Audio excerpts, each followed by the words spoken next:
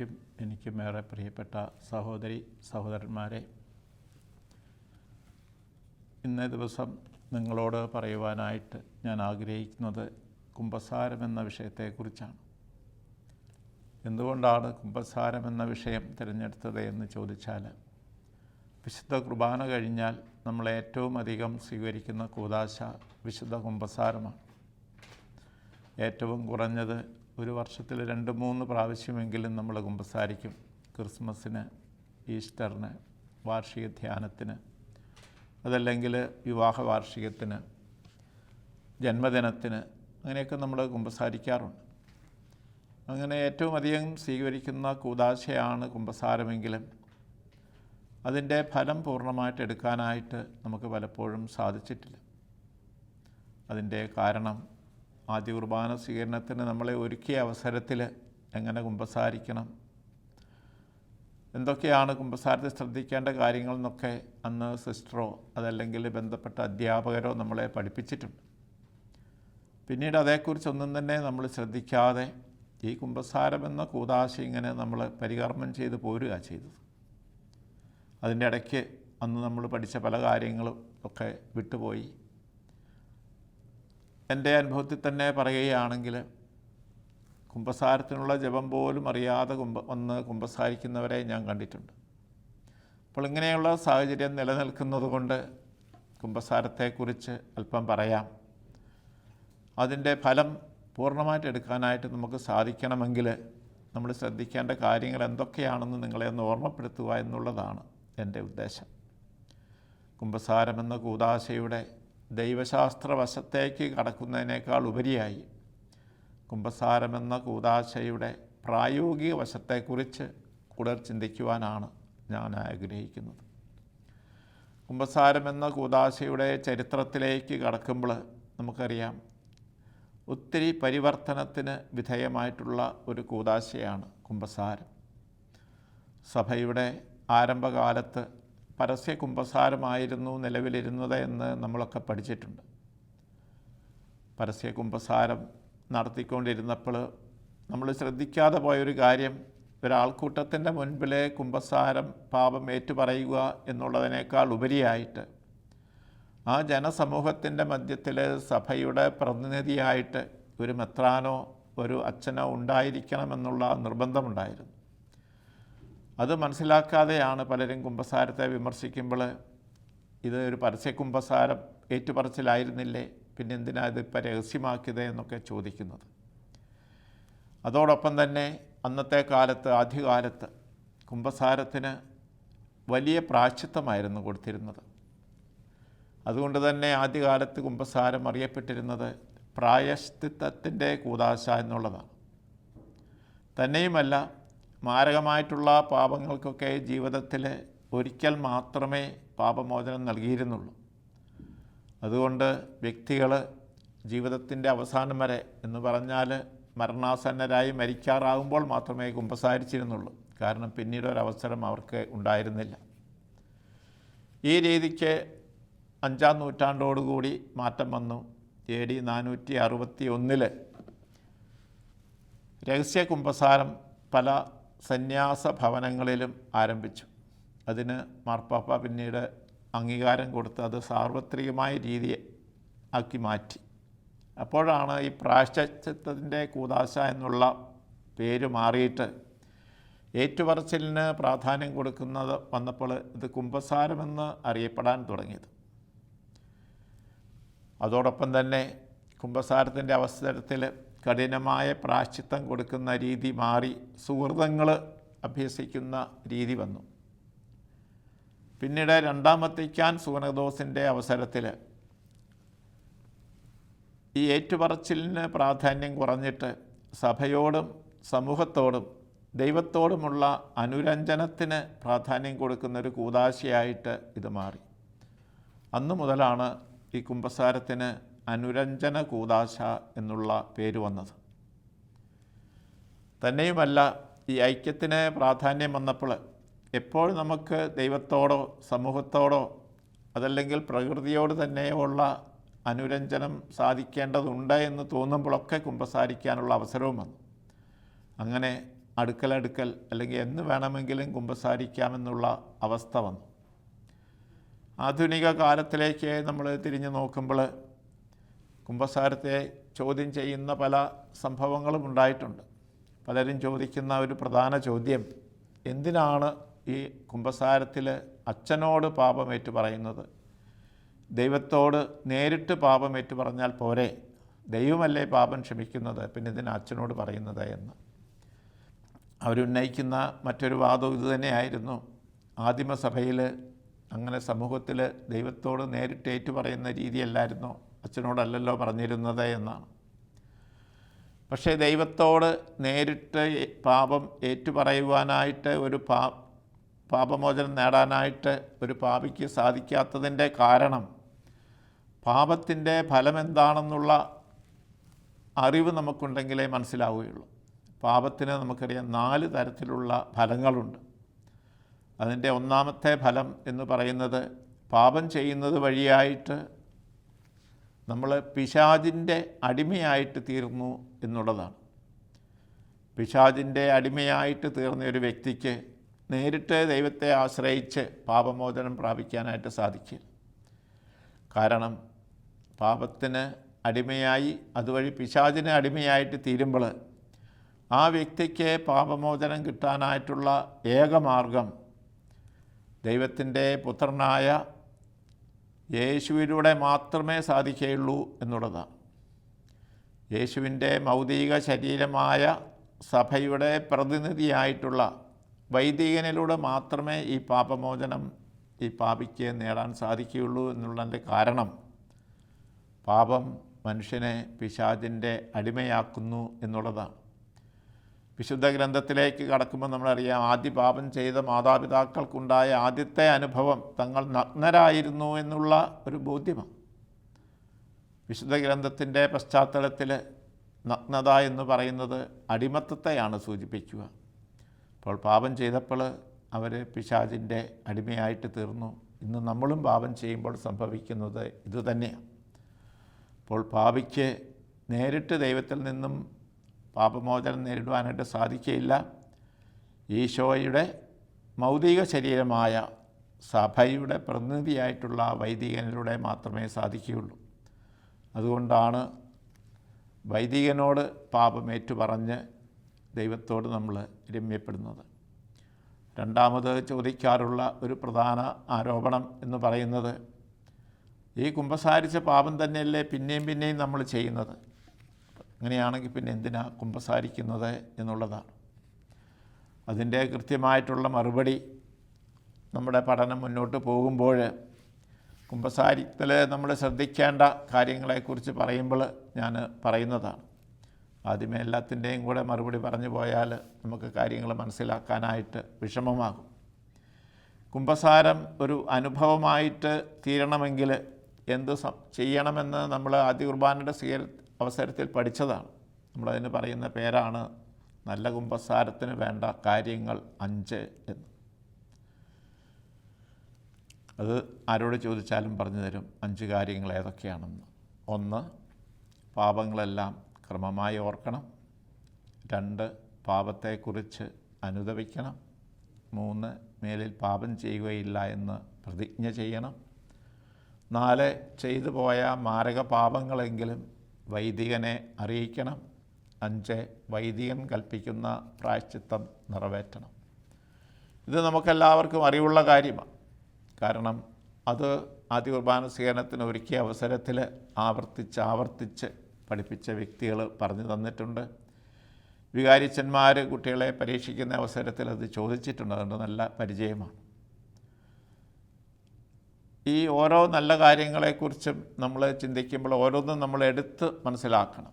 എന്താണ് പാപങ്ങളെക്കുറിച്ച് ക്രമമായി ഓർക്കണം എന്ന് ചോദിച്ചാൽ പലർക്കും അറിയാൻ പാടില്ല. ഞാൻ കുടുംബ കൂട്ടായ്മയിലൊക്കെ ക്ലാസ് എടുക്കുന്ന അവസരത്തിൽ ചോദിക്കാറുണ്ട്, എങ്ങനെയാണ് പാപങ്ങളെല്ലാം ക്രമമായി ഓർക്കുന്നത് എന്ന്. കൃത്യമായിട്ടൊരു മറുപടി പലപ്പോഴും എനിക്ക് കിട്ടിയിട്ടില്ല. നിങ്ങളോട് ചോദിച്ചാലും എനിക്കറിയാം നിങ്ങൾക്കും കൃത്യമായിട്ടുള്ള ഒരു മറുപടി കാണുകയില്ല. കഴിഞ്ഞ കുമ്പസാരം കഴിഞ്ഞിട്ട് നമ്മുടെ ശ്രദ്ധയിലേക്ക് വരുന്ന കുറേ പാപങ്ങൾ നമ്മുടെ ഓർമ്മയിലേക്ക് വരുന്നു എന്നുള്ളതായിരിക്കും പ്രധാനപ്പെട്ട കാര്യം.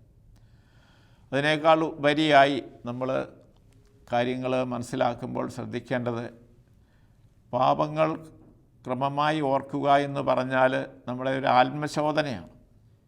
ഏത് രീതിയിലാണ് നമ്മൾ ആത്മശോധന ചെയ്യേണ്ടത്? ആത്മശോധനയിൽ നമ്മൾ ഉൾപ്പെടുത്തുന്ന കുറേ കാര്യങ്ങളുണ്ട്. അതിലൊന്നാമത്തേതാണ് ദൈവപ്രമാണങ്ങൾ.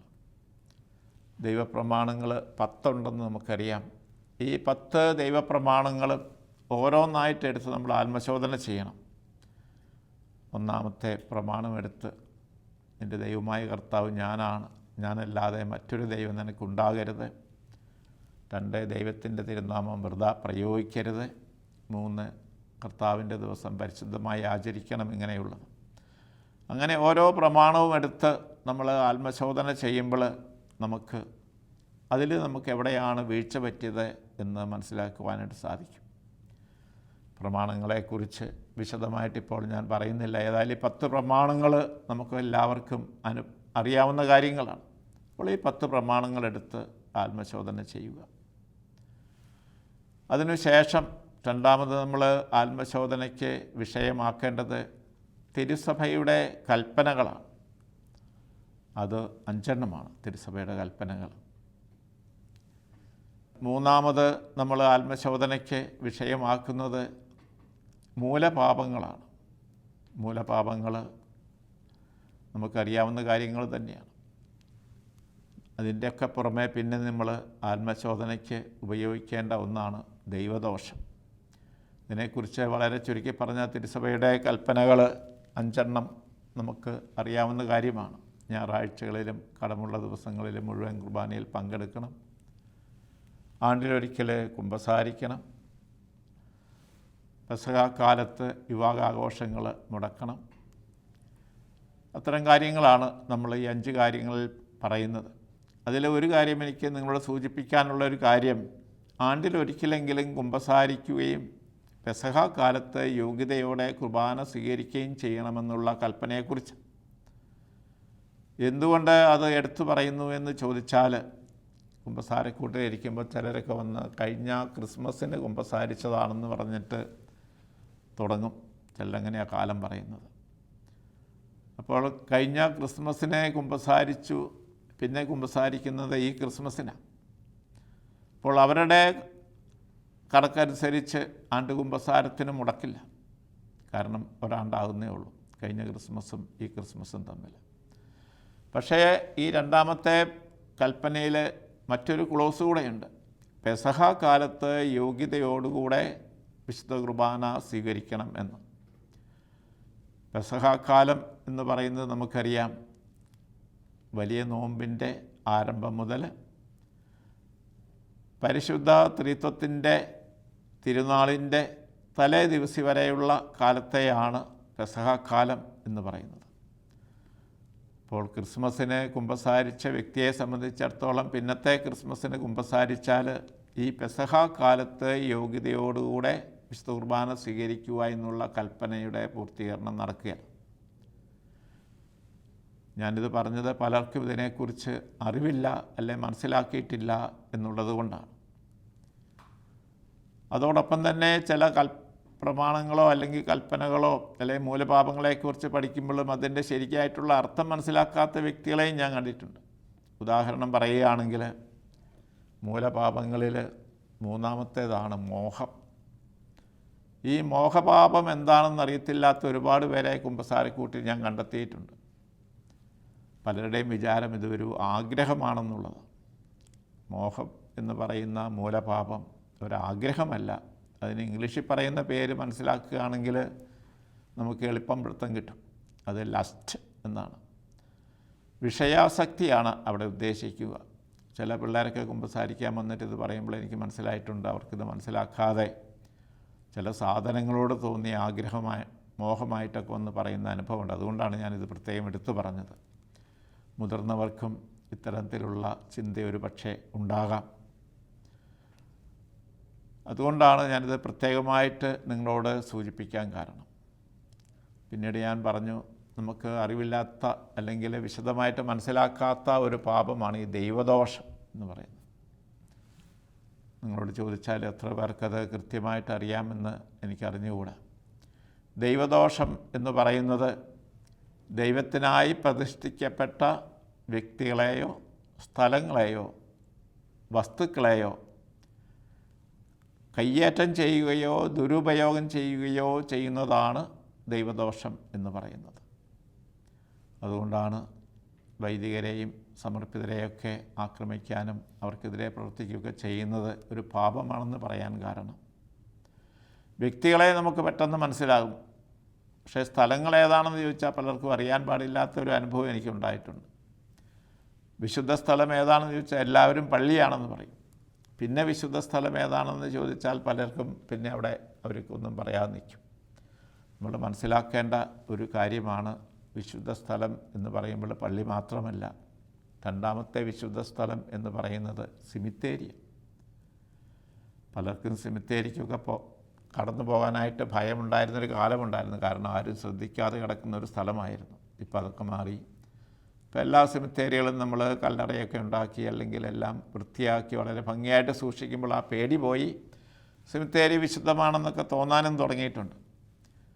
ഈ സിമിത്തേരി പലപ്പോഴും ദുരുപയോഗം ചെയ്യുന്നതായിട്ട് പലയിടത്തും അനുഭവമൊക്കെ ഉണ്ടായിട്ടുണ്ട്. കാരണം അധികം ആരും ശ്രദ്ധിക്കാത്ത സ്ഥലവും എപ്പോഴും ആരും കടന്നു ചെല്ലാത്ത സ്ഥലവുമൊക്കെ ആയതുകൊണ്ട് ചിലപ്പോൾ ചില സാമൂഹ്യ വിരുദ്ധ ശക്തികൾ ഇത്തരം സ്ഥലങ്ങളിലേക്ക് കടന്നു ചെന്ന് അതിനെ ദുരുപയോഗിക്കാറുണ്ട്.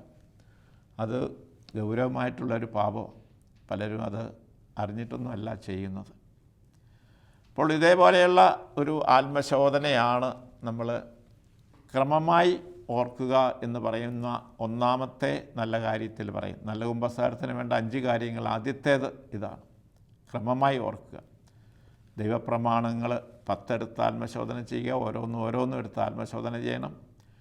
തിരുസഭയുടെ കൽപ്പനകൾ ഓരോന്നും എടുത്ത് ആത്മശോധന ചെയ്യണം. മൂലപാപങ്ങൾ ഓരോന്നും എടുത്ത് ആത്മശോധന ചെയ്യണം. പിന്നെ അതിൻ്റെ പുറമെ ദൈവദോഷമുണ്ടോയെന്നും കൂടെ പരിശോധിച്ച് ആത്മശോധന ചെയ്യണം. പലരും കുമ്പസാരിക്കാൻ വരുമ്പോൾ പറയുന്ന ഒരു കാര്യം, വലിയ പാപമൊന്നുമില്ല. എന്തുകൊണ്ടാണ് വലിയ പാപമൊന്നുമില്ല എന്ന് പറയുന്നതെന്ന് ചോദിച്ചാൽ, ഇങ്ങനെ ഒരു ആത്മശോധന അവർ ചെയ്തിട്ടില്ല. പലരെ സംബന്ധിച്ചിടത്തോളം അറിയപ്പെടുന്ന 1-2 പാപങ്ങളാണ് വലിയ പാപം എന്നുള്ള രീതിയിൽ അവർ കാണുന്നത്. അതുകൊണ്ട് അവർക്ക് പാപമൊന്നുമില്ല എന്ന് പറയുന്നവരുണ്ട്. അതേപോലെ തന്നെ ആത്മശോധന ചെയ്യുമ്പോൾ ശരിക്കും ആത്മശോധന ചെയ്യാതെ വന്ന് കുമ്പസാരിക്കുന്നത് കേൾക്കുമ്പോൾ കുമ്പസാരക്കൂട്ടിലിരിക്കുന്ന അച്ഛനെ പ്രത്യേകം പെട്ടെന്ന് തന്നെ മനസ്സിലാവുന്നത്. എൻ്റെയൊക്കെ അനുഭവത്തിൽ പറയുകയാണെങ്കിൽ തന്നെ ചിലപ്പോൾ ഒരിക്കലും ഒരാൾ വന്ന് ഇങ്ങനെ കുമ്പസാരിച്ചിട്ട് വർഷങ്ങളായി. എന്താണ് പാപം പറയാതെ എന്നിട്ട് ചുമ്മാ ഇങ്ങനെ നിൽക്കുക, കുമ്പസാരിച്ചിട്ട് കുറേ വർഷമായി എന്ന് പറഞ്ഞിട്ട്. ഞാൻ ചോദിച്ചു, പാപം എന്നാ പറയാത്തത്? എന്നാലും പറഞ്ഞു, 5-ാം പ്രമാണം ഒഴിച്ചുള്ള എല്ലാ പാപവും ചെയ്തിട്ടുണ്ട്. അപ്പോൾ നമുക്ക് തോന്നി ഇനി അച്ഛൻ്റെ ചുമതലയാണല്ലോ ആത്മശോധന ചെയ്യുക എന്നുള്ളത്. അങ്ങനെ പറഞ്ഞാൽ അല്ലെ അങ്ങനെ പറയുന്നവർക്ക് ശരിക്കൊരു പാപബോധമോ ചിന്തയൊന്നും ഇല്ല എന്നുള്ളതാണ്. ശരിക്ക് ആത്മശോധന ചെയ്ത് കഴിഞ്ഞാൽ ഓരോ പ്രമാണം എടുത്ത് ആത്മശോധന ചെയ്യണം. 5-ാം പ്രമാണം ചെയ്തിട്ടില്ല എന്ന് മാത്രം പറഞ്ഞാൽ പോരാ. പിന്നെ ബാക്കി പ്രമാണങ്ങളും തിരുസഭയുടെ കൽപ്പനകളും മൂലപാപങ്ങളും എല്ലാം ഉണ്ടെന്നുള്ള അർത്ഥത്തിലങ്ങ് പറഞ്ഞാൽ നമുക്കൊരു പാപബോധമൊന്നും തോന്നുകയില്ല. അതേപോലെ തന്നെ ചിലർ പറയാറുണ്ട്, ഒരു അനുതാപമൊന്നും വരുന്നില്ല, ആത്മശോധന ചെയ്തിട്ട് അനുതാപമൊന്നും വരുന്നില്ല. എന്തുകൊണ്ടാണ് അനുതാപം വരാത്തത്? നമ്മൾ ചെയ്ത പാപങ്ങളെക്കുറിച്ച് കൃത്യമായിട്ട് നമുക്കൊരു ശ്രദ്ധ വരാത്തത് കൊണ്ടാണ് അനുതാപമൊന്നും വരാത്തത്. അതുകൊണ്ട് ആത്മശോധന ചെയ്യുമ്പോൾ ശ്രദ്ധിക്കുക, നമ്മൾ ഓരോ പ്രമാണവും ഓരോ കൽപ്പനയും ഓരോ മൂലഭാവവും ദൈവദോഷവും എടുത്ത് ആത്മശോധന ചെയ്യണം. അങ്ങനെ ആത്മശോധന ചെയ്യുമ്പോഴേ നമ്മുടെ ആത്മാവിൻ്റെ സ്ഥിതി എവിടെയാണ് നിൽക്കുന്നത് എന്ന് മനസ്സിലാവുകയുള്ളൂ. പ്രമാണങ്ങളെക്കുറിച്ചൊക്കെ ഓരോ പ്രമാണത്തെക്കുറിച്ചും വ്യക്തമായിട്ട് എപ്പോഴേലും നമുക്ക് പഠിക്കാൻ പറ്റുകയാണെങ്കിൽ പഠിക്കാം. അന്നേരമേ അതിൻ്റെ ഗൗരവം നമുക്ക് മനസ്സിലാവുകയുള്ളൂ. അല്ലെങ്കിൽ നമ്മൾ ഞായറാഴ്ച പള്ളിയിൽ പോയിട്ടില്ല, അങ്ങനെ ഒരു ചിന്ത മാത്രമായിട്ട് മാറും. അല്ലെങ്കിൽ വെള്ളിയാഴ്ച മാംസം ഭക്ഷിച്ചു, അതൊരു തെറ്റാണ്, അങ്ങനെയൊക്കെ കരുതുള്ളൂ. അങ്ങനെയല്ല, അത് നമ്മുടെ ആത്മാവിൽ എന്തുമാത്രം മുറിവുണ്ടാക്കിയെന്ന് നമുക്ക് മനസ്സിലാകണം. ആ ഒരു രീതിയിലേക്ക് നമ്മൾ ആത്മാർത്ഥമായിട്ട് ഓരോ പ്രമാണവും ഓരോ കൽപ്പനയും ഓരോ മൂലപാപമൊക്കെ എടുത്ത് ആത്മശോധന കഴിയുമ്പോൾ നമുക്ക് പാപബോധമുണ്ടാകും. എന്നിൽ പാപമുണ്ട്, ഞാൻ ദൈവത്തെ വേദനിപ്പിച്ചു എന്ന് നമുക്ക് മനസ്സിലാകും. അപ്പോൾ ഇങ്ങനെ നമ്മൾ ആത്മശോധന ചെയ്ത് കഴിഞ്ഞാൽ പിന്നെ നമുക്ക് പാപമില്ല എന്നൊരിക്കലും പറയാൻ പറ്റില്ല. പാപമില്ലാഞ്ഞിട്ട് കുമ്പസാരിക്കാതിരിക്കുന്നവരെയും കണ്ടിട്ടുണ്ട്. എന്തുകൊണ്ടാണ് ഇത്രയും നാൾ കുമ്പസാരിക്കാതിരുന്നതെന്ന് ചോദിച്ചപ്പോൾ ചിലർ പറഞ്ഞ ഉത്തരം അതിന് വലിയ പാപമൊന്നുമില്ല. പക്ഷേ ഓരോന്ന് എടുത്ത് ചോദിക്കുകയാണെങ്കിൽ ഇഷ്ടം പോലെ പാപമുണ്ട്. നമ്മുടെ ആത്മശോധന അത് ഏറ്റവും ഫലപ്രദമാകണം. അത് നമ്മുടെ ആത്മാവിനെ സ്പർശിക്കുന്നതാകണം. പാപങ്ങൾ കണ്ടുപിടിച്ച് കഴിയുമ്പോൾ ഏതനുതാപമില്ലാത്തവനും യഥാർത്ഥത്തിൽ അനുതാപമുണ്ടാകും. അതുകൊണ്ട് ഈ ആത്മശോധനയുടെ ഒന്നാമത്തെ ഭാഗം നമ്മൾ പൂർത്തിയാക്കണം കുമ്പസാരിക്കുന്നതിന് മുമ്പ്. ചിലപ്പോൾ ചിലരൊക്കെ ഇങ്ങോട്ട് പള്ളിയിലോട്ട് വന്ന് കയറുമ്പോൾ അച്ഛനെ കുമ്പസാരെ കൂട്ടി കണ്ടാൽ ഒരു ആത്മശോധനയും ചെയ്യാല്ല, ഓടി വന്നിട്ട് കുറച്ച് പാപം പറയുന്ന രീതി ആണ്. അപ്പോൾ അതൊക്കെ മാറണമെങ്കിൽ നമ്മൾ ഈ 5 കാര്യങ്ങളിൽ ഒന്നാമത്തെ കാര്യം വ്യക്തമായിട്ട് മനസ്സിലാക്കുക. അത്യാവശ്യ കാര്യങ്ങളൊക്കെ നിങ്ങൾ ഗ്രഹിച്ചു എന്ന് ഞാൻ മനസ്സിലാക്കുന്നു. നമുക്ക് പ്രാർത്ഥിക്കാം. കർത്താവായ ഈശോയെ, എൻ്റെ ജീവിതത്തിൽ ഏറ്റവും ഉപകാരപ്രദമായിട്ടുള്ള ഒരു അറിവിലേക്കാണ് ഇന്നത്തെ ഈ വചനം എന്നെ നയിച്ചത്. അത് സ്വീകരിച്ചുകൊണ്ട് എൻ്റെ പാപത്തെക്കുറിച്ച് ഒരു അവബോധമുണ്ടാക്കാനും അത് അനുതാപത്തിലേക്ക് നയിക്കാനും നീ എന്നെ സഹായിക്കണമേ. ഈശോയെ, അങ്ങയുടെ സഭയിലൂടെ അങ്ങ് പ്രദാനം ചെയ്യുന്ന പാപമോചനം എന്ന ഈ കൂദാശ ഏറ്റവും ഭക്തിയോടും യോഗ്യതയോടും പ്രസാദപരത്തോടും കൂടെ സ്വീകരിക്കുവാനുള്ള കൃപ ഞങ്ങൾക്ക് ഓരോരുത്തർക്കും നൽകണമേ.